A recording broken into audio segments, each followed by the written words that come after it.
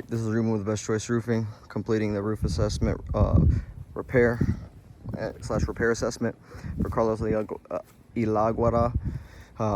Claim number 59-82V as in Victor 4-31F as in Frank. All right, just to get started, we are on a 3-tab roof, so we're replacing this shingle. I have my shingle identified over there. I'll get to that in a second. Just to kind of give an overview of the roof as we're approaching. There is previous repairs here with slight spider cracking right there, right, due to the repair being unsuccessful in this previous repair. That one wasn't too bad. Again, the back side is a little less degranulated than the front. I didn't want to keep doing a bunch of repairs up here for the homeowner, since he's already got some previous repairs going on up here. And with that being said, we come on over here. All right, we look here. This is one of the ones that is a lot more easier to see. We have the previous replaced shingle right there. These shingles were needed to be lifted in order to get this shingle in there. All right, this repair wasn't done by me, but you could see that someone was doing the best that they could. And even then, over time, as the granulates continue to fall out, we have this creasing here, natural exposure to the fiber. All right, and then we have it occurring over here again, a little bit more detrimental in terms of cracking, fiberglass exposure, deterioration from doing said repair down below. Okay. By doing this repair, we damaged those 2 shingles, or whomever did that was damaged on the roof. Wasn't done by me and my company. Just wanted to point these things out. Here's another one that's not as bad. You have creasing here because they had to go over underneath the shingle. That one technically should have been replaced because of that damage there. You have the slight spider cracking right there. See the line? Okay. And there's more of it there. And then just a little bit more there as they tried to replace the shingle over here in this area. Okay, so coming over here, we're gonna do our best. The back seems to hold up slightly better, but due to what's going on up here, I have this one damaged shingle here.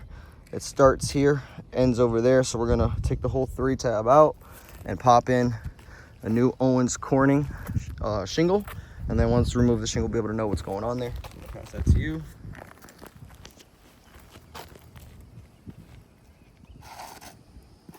And as you can see, shingle, the Owens Corning shingle is malleable.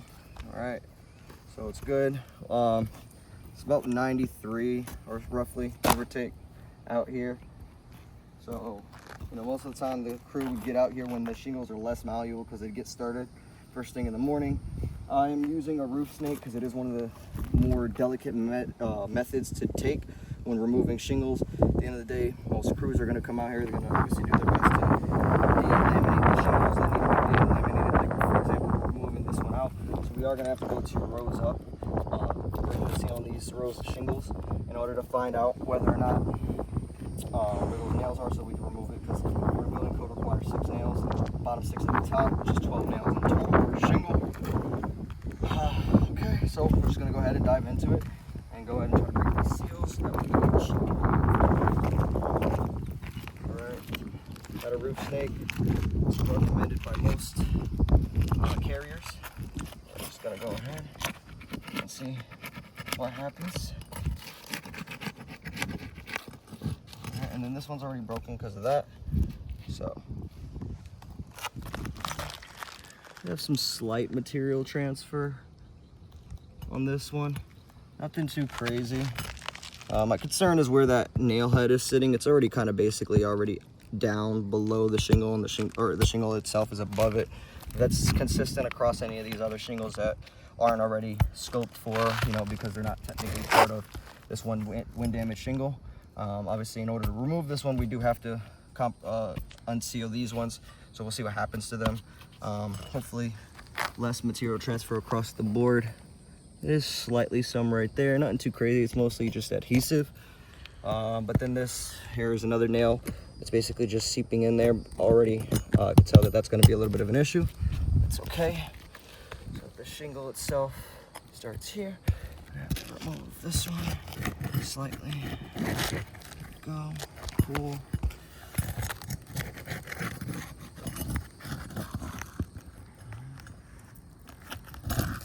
This one.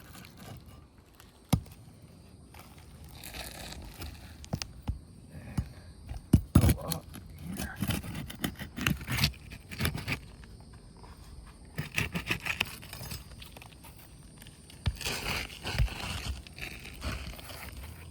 Got a slight material transfer right there. Some of the granulates came up with the adhesive. Another little spot right there.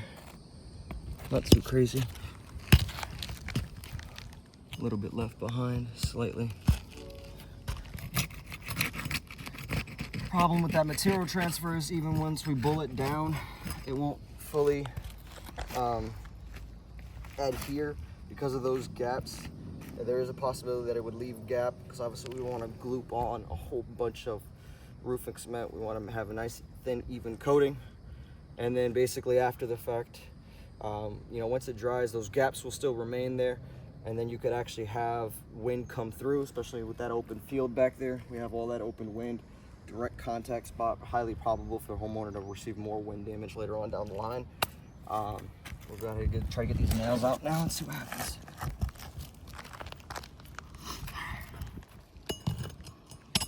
This one. See, that one already blew through. You can see it right there. I'm gonna go ahead and get that nail out anyways, which means I'll have to offset it. I don't want to go closer in because that'll cause a tear. Even though this is the shingle we're missing, the nails are gonna have to go back through, and we're gonna have to probably want to offset that a little bit so we're not going through the same hole. Thankfully, this is the shingle that we are here to remove. One nail. What was that? So that just blew right through again. Granted, this is the shingle that is damaged. This is what we're here to.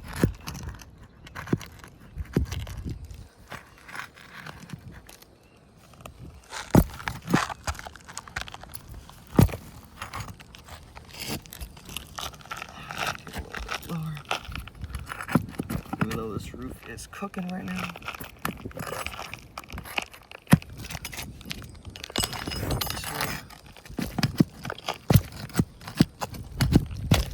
I'm gonna try something a little more flat, at least just to get these nail heads out. See what happens.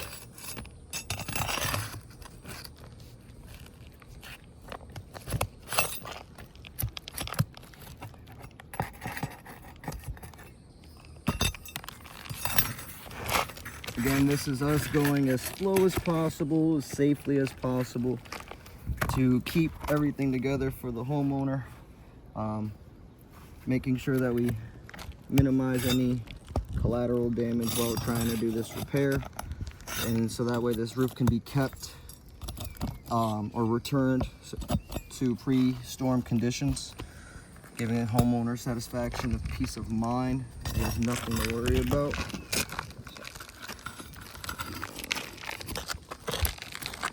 That one worked a little bit better.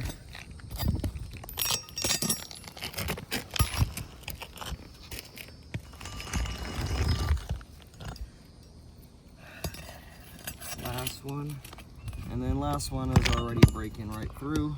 I didn't even have to try to get the nail. It was already partially ripped, as you could see. So could be obviously just because of deterioration and whatnot, but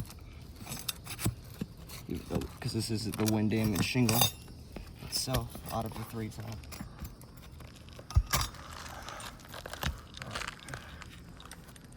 First set of 6 nails completed.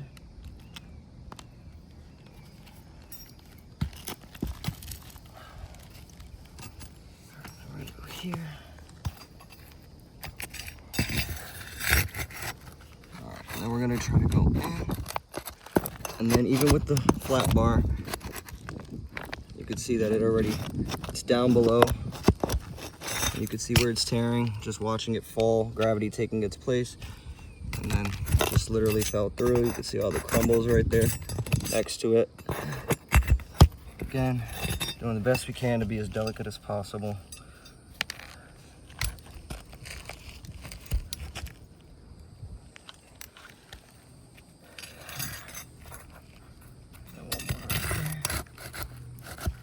not going to be able to go through these holes again.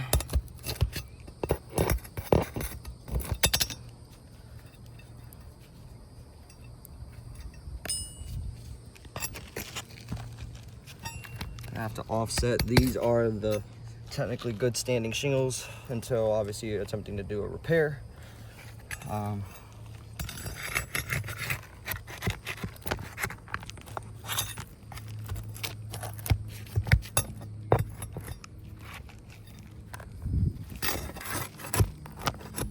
There goes another blow through, just showing how thin and brittle these shingles are. You know, repairing one shingle one by one like this, it's quite tedious. More labor and time goes into replacing this one shingle as carefully as possible. Again, this is me using hammer and nails. Most of the crews in general, even outside of our company, are gonna come through with, there goes again, they're gonna come through with a nail gun. All right, we're just doing the best we can to be as delicate as possible.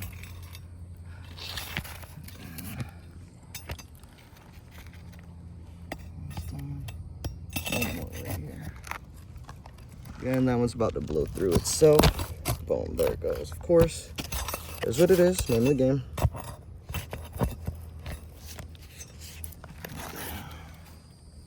All right, cool. That should be everything I need. This should be perfect.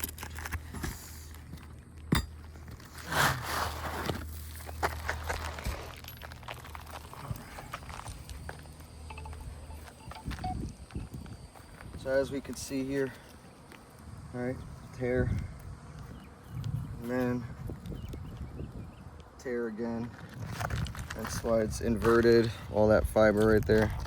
All right, stick my finger right there. And you can kind of see it, how it comes outwards, deteriorated. So this is what's happening to this shingle. Obviously the deterioration of the surrounding shingles that had to be, the fasteners had to be removed in order to get that shingle in there. Now obviously I always like to make sure that we get a nice clean surface for the homeowner before laying a new shingle. I think it is wise to always do that for them.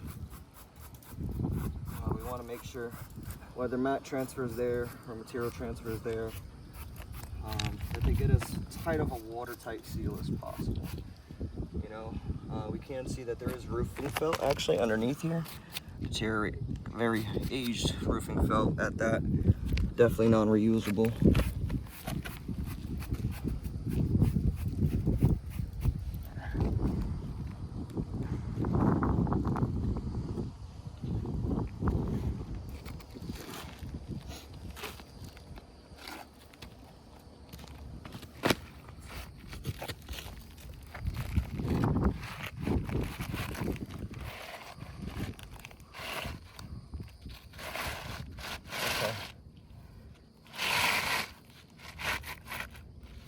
So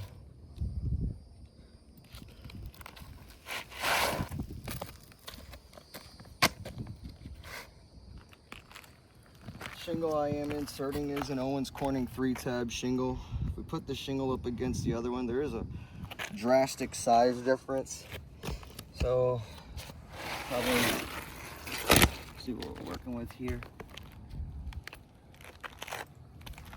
So it doesn't really specify what the manufacturer is on this one. I'll find out for you. No sweat there. So we're gonna put this shingle in anyways, given the circumstances of what's going on. I just removed the shingle. Don't want to leave the homeowner exposed, especially with all that felt that I just mentioned. So what we'll do is find out what shingle this is, see if we can even source it. If you need me to pull one for you, leave it at the property, I can do that as well, so let me know. Alright, so we're going to try to line this up as good as possible, keeping that channel. As you can see, I'm going to probably have to try to source this shingle. Hopefully you can find it. I will take some photos of measurements of this shingle and attach it when I send this video on over. Do what I have to do to get this shingle in place. We do leave all that exposed.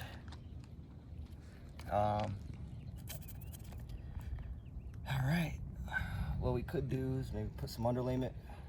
I'll ask you guys for permission about the offset of this, what you would like me to do. I can actually, you know, throw some asphalt here, or I'm sorry, underlayment here, synthetic, and get that covered up for the homeowner for the time being until I can source a proper shingle. But let's see what happens. Going to get these nails back in there.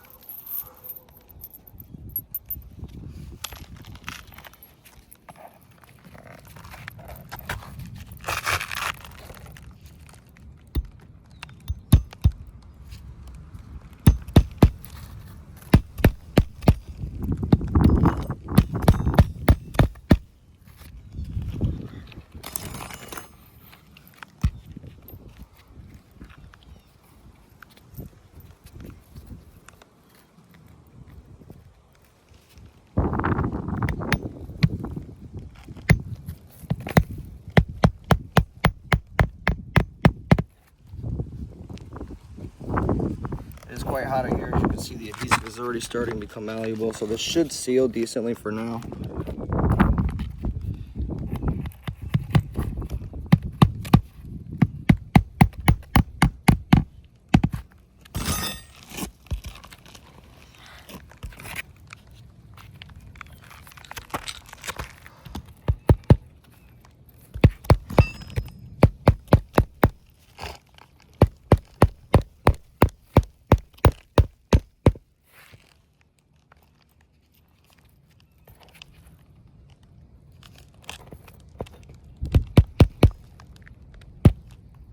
And then I'll bowl over the other surrounding holes that were damaged in those other shingles. Pull through. Go ahead and replace those as well.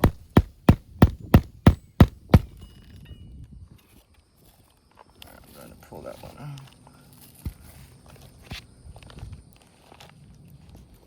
Pull over that.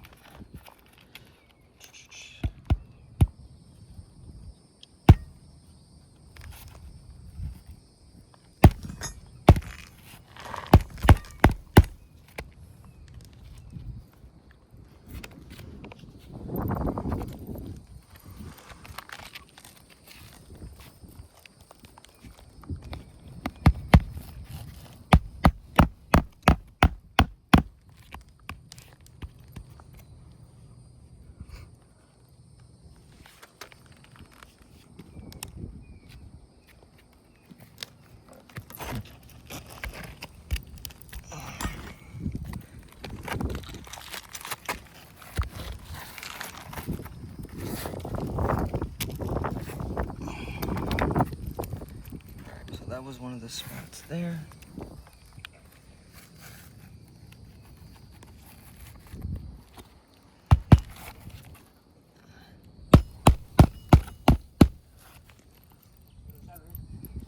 How you doing, Mr. Carlos? Everything good? Yeah, I'm just making a video for the insurance company currently.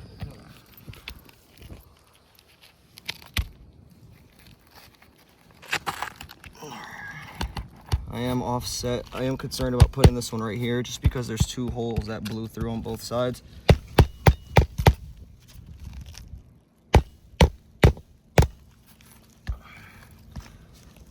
Kind of makes that area a little bit thin. And then those slight areas of mat transfer right there. All right, there's a piece of it came from right there. So, take in consideration. There's two there. Again, here, same thing. Slight material transfer and the blowout. Huge hole right there. You can see it right there. We're gonna have to go ahead and roll over that, get that kind of closed out.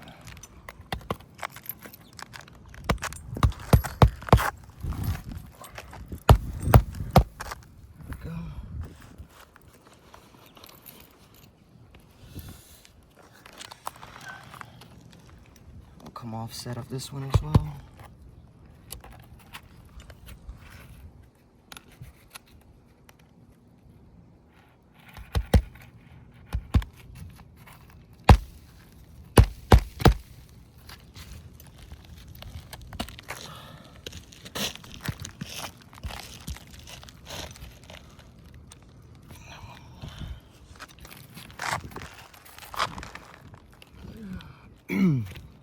still material transfer, but gonna have to go offset near it a little bit.